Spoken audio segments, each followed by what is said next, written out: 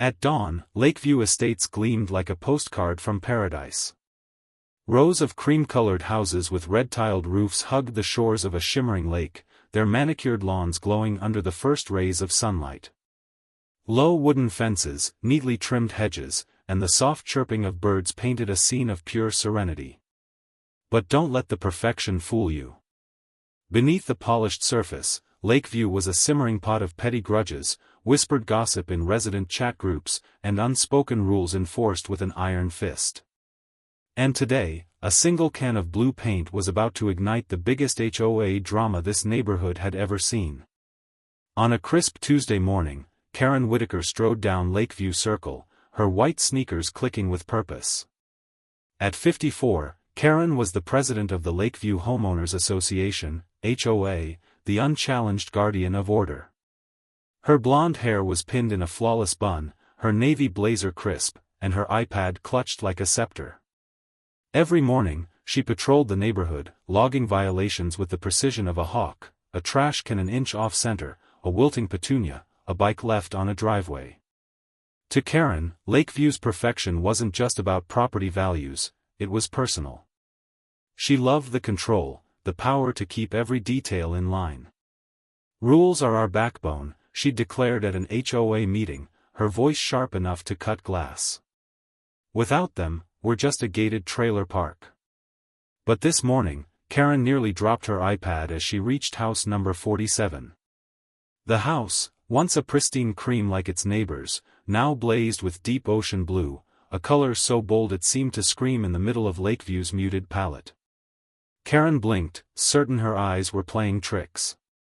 She swiped to the covenants, conditions, and restrictions, CC and RS, on her iPad. The approved color list was short: white, cream, light gray, beige. Blue? That wasn't a violation, it was a declaration of war. The culprit was Jake Morales, a 32-year-old software engineer who'd moved in 3 months ago. Jake had a warm smile, tousled hair, and a laid-back vibe, think t-shirts and sneakers. After a brutal year, divorce, job change, city life burnout, he'd bought the house at Lakeview for a fresh start. He wanted a place to blast podcasts, grow herbs, and just be. Last weekend, he'd spent 3 sweaty days painting his house, picking ocean blue because it makes the lake pop. He hadn't bothered reading the 47-page CC and RS Karen emailed him. Big mistake. Jake was in his front yard, a smudge of paint on his cheek, when Karen appeared like a storm cloud in loafers. "Good morning, Mr. Morales," she said, her voice syrupy but laced with ice. "Your house has undergone quite a transformation." Jake grinned, thinking she was joking. "Yeah, I thought this color fits the vibe. Doesn't it make the lake look awesome?" Karen didn't smile. "Unfortunately, blue isn't an approved color. You'll receive a formal violation notice today. I expect you to repaint within 7 days, or you'll face a $500 fine." Jake blinked, stunned. $500? For painting my house? I just wanted it to feel mine. "Feeling yours isn't Lakeview's goal," Karen replied, then turned on her heel, leaving Jake frozen in his perfectly mowed grass. Word of the blue house spread faster than a wildfire through the residents' WhatsApp group. The first to notice, besides Karen, was Martha Ellison, 68, from number 45. Martha, with her silver hair and pastel cardigans, had lived in Lakeview since its first brick was laid 20 years ago. She called herself the neighborhood's historian, her memory a vault of every scandal, from the 2009 affair to the time the community pool turned red from a prank. Martha didn't dislike Jake, but she loathed change. To her, HOA rules were the glue holding Lakeview together. Spotting the blue house from her window, she fired off an email to Karen: "We need to act now, or we'll have a rainbow neighborhood by Christmas." Not everyone sided with Martha's crusade. Tom Baxter, 45, from number 49, was Lakeview's resident troublemaker. A car mechanic with a closet full of faded tees and baseball caps, Tom treated the HOA like a bad sitcom. He'd racked up fines for parking his truck wrong, camping in his yard, and once releasing chickens in the community park for laughs. To Tom, Karen was the punchline, and Jake's blue house was comedy gold.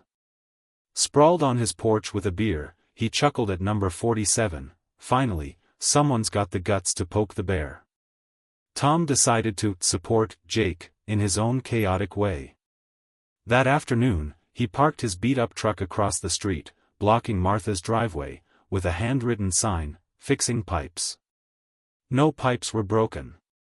Martha, already fuming over the paint, stormed out, waving her phone. "Baxter, move this junk now," she shouted, then dialed Karen. "He's at it again," she hissed.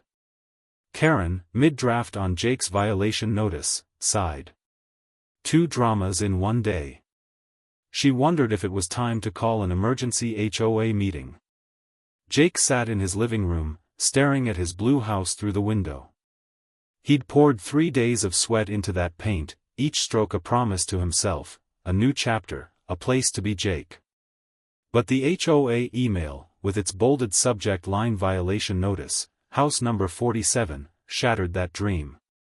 The letter demanded he repaint in 7 days or face a $500 fine and potential legal action. Jake read it 3 times, feeling the neighborhood's eyes on him. His mom's voice echoed in his head, "Don't let anyone push you around."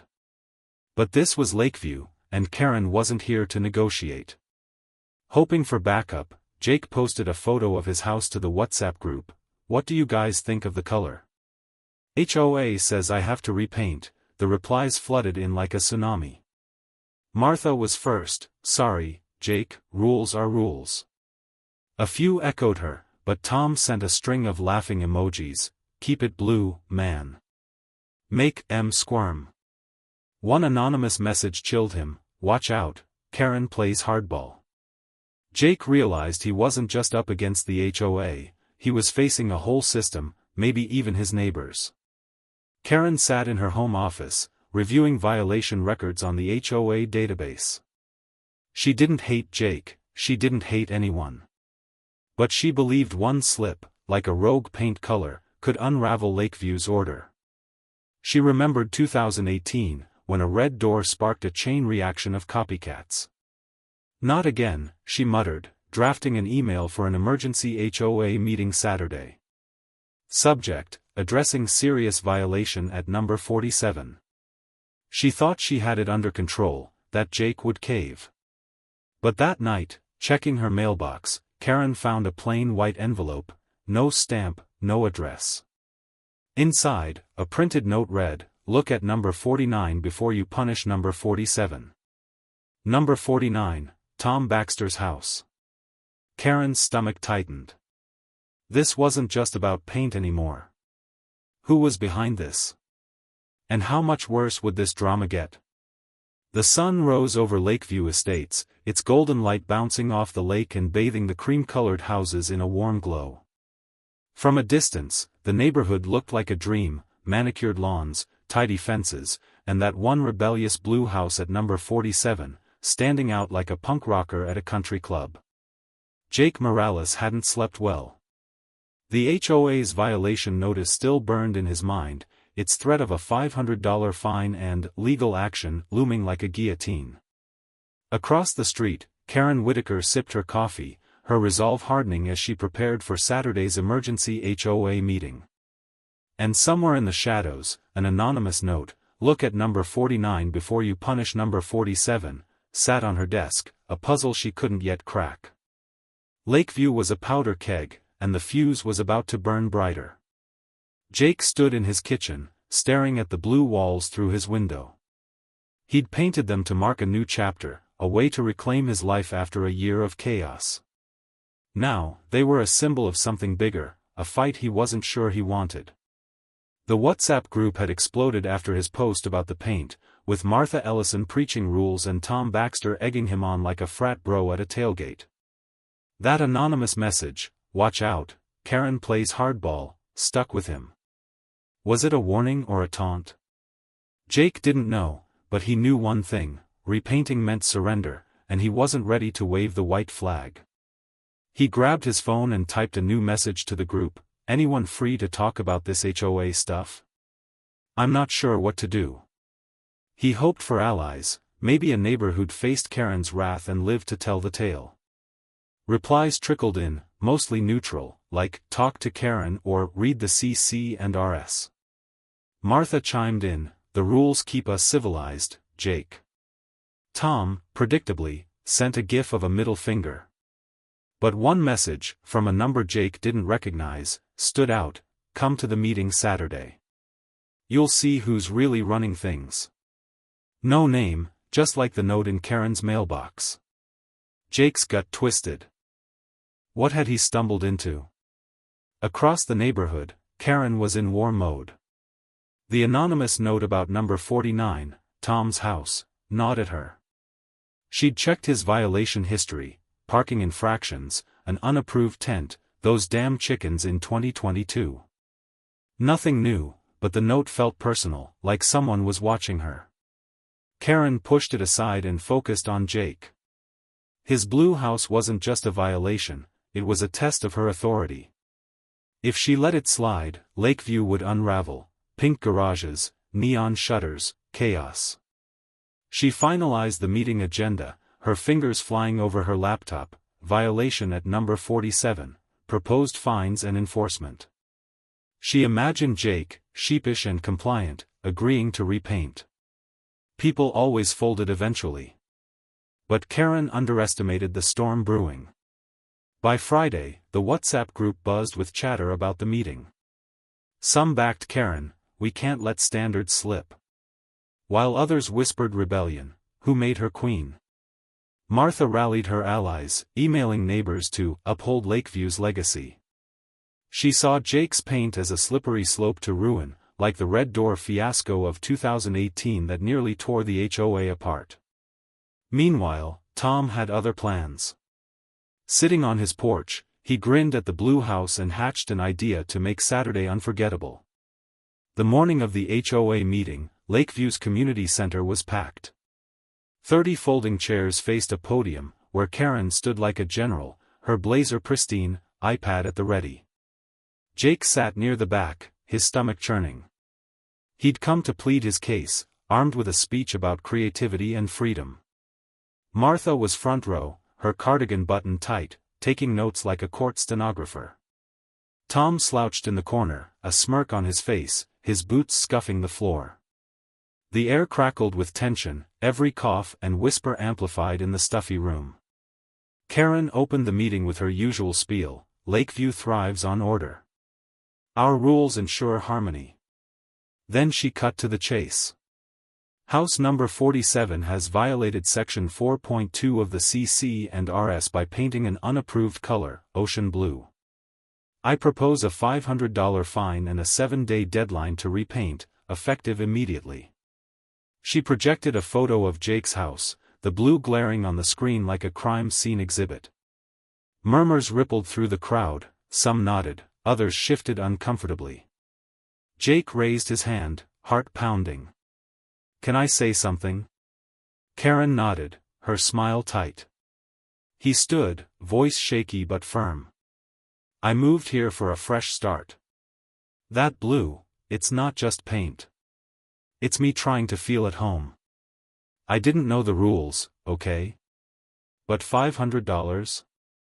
That's crazy. Can't we talk about this? Martha scoffed loud enough for everyone to hear. Ignorance isn't an excuse, she said, her pen jabbing her notebook. A few residents clapped, but others leaned forward, curious. A woman Jake didn't know, mid-40s, glasses, spoke up, maybe we could vote on new colors? Blue's not that bad. Scattered cheers broke out, and Karen's jaw tightened. The meeting spiraled from there. Karen tried to steer back to fines, but arguments erupted, about rules, fairness, even Karen's power trips. Jake felt a spark of hope, maybe he wasn't alone.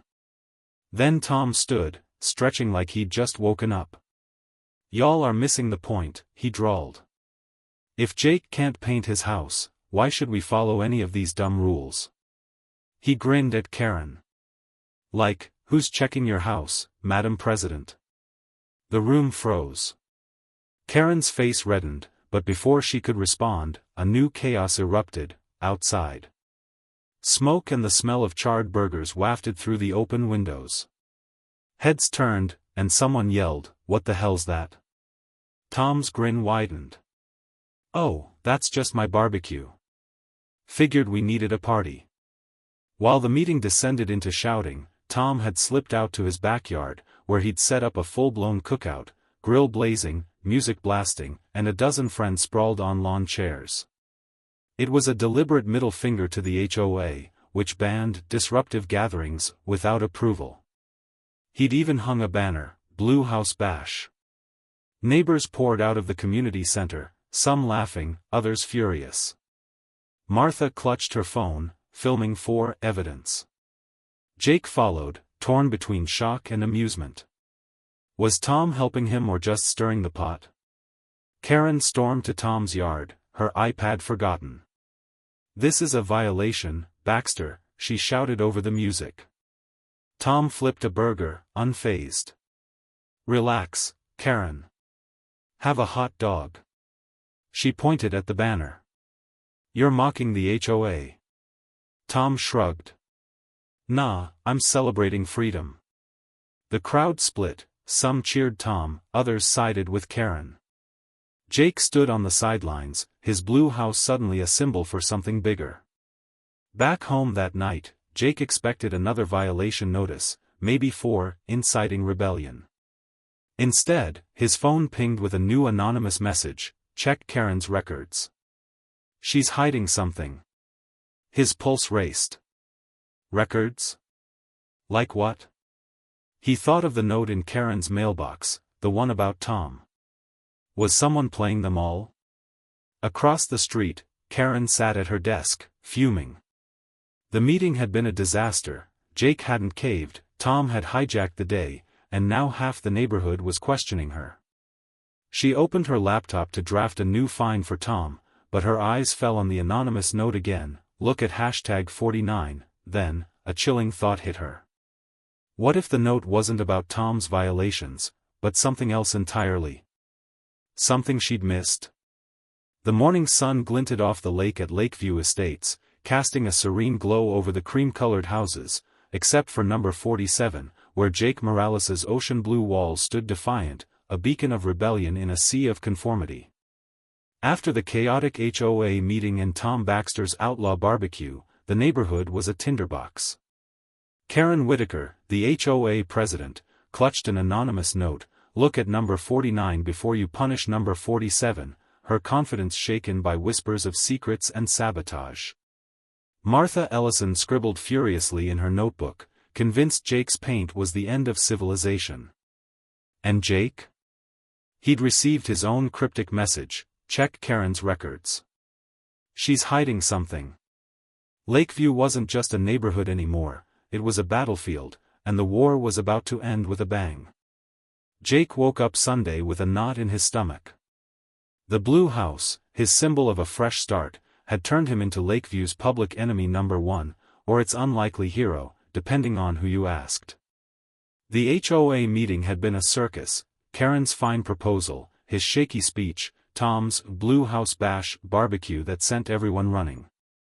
Now, a new anonymous message haunted him, "Check Karen's records."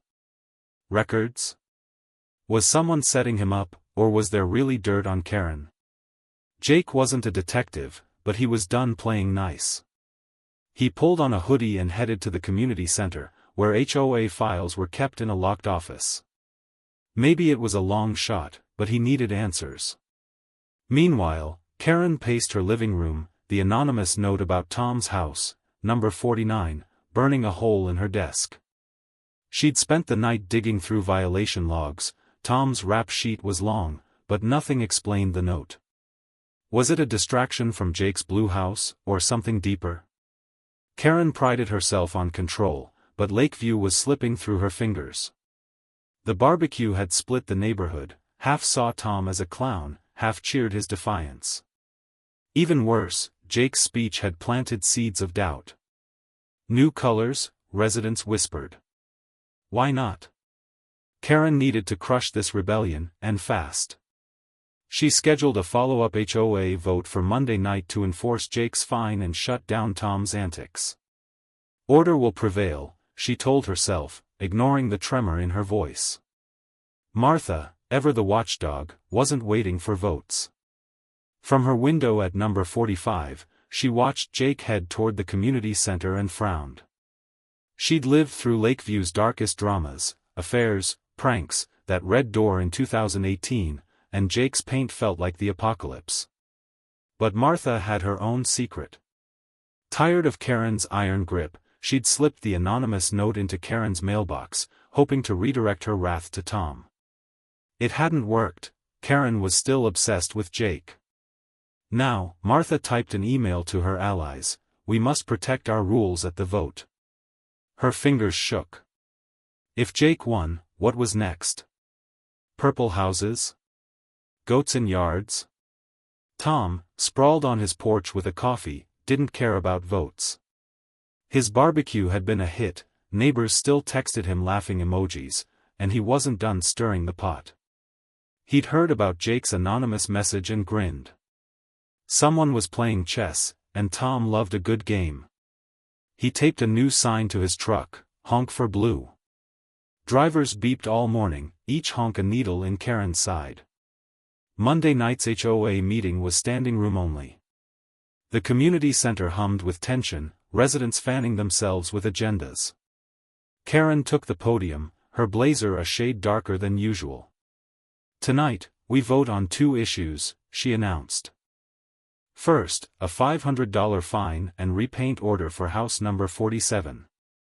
Second, a $200 fine for house number 49's unapproved gathering. She glared at Jake, then Tom. The crowd murmured, some nodded, others rolled their eyes.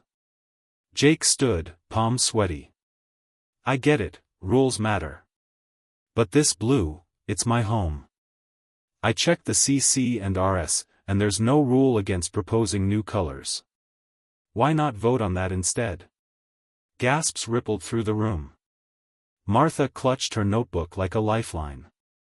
A guy in a polo shirt shouted, "Yeah, I want green." Karen banged her gavel. "That's not on the agenda."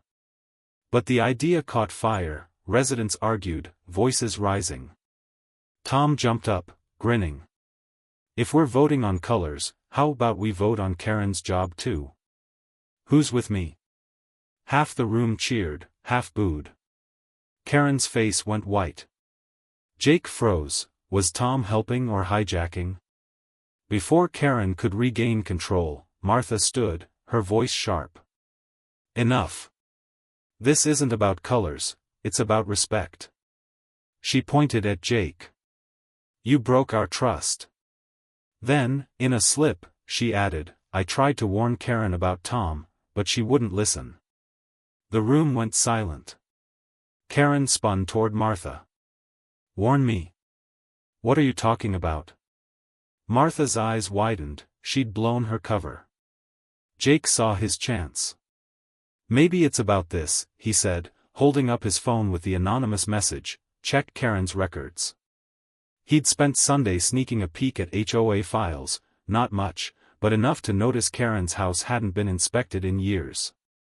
"Why's your place off limits, Karen?" he asked. The crowd erupted, accusations, cheers, chaos. Karen stammered, "That's irrelevant." But doubt spread like wildfire. Had she bent rules for herself? Martha, desperate to deflect, blurted, "I sent the note to Karen. I wanted her to focus on Tom, not Jake." Gasps turned to shouts. Tom laughed so hard he nearly fell over. "You're all nuts," he yelled, tossing a burger from his pocket onto the podium. As the meeting dissolved into pandemonium, Jake slipped out, his blue house glowing under the streetlights.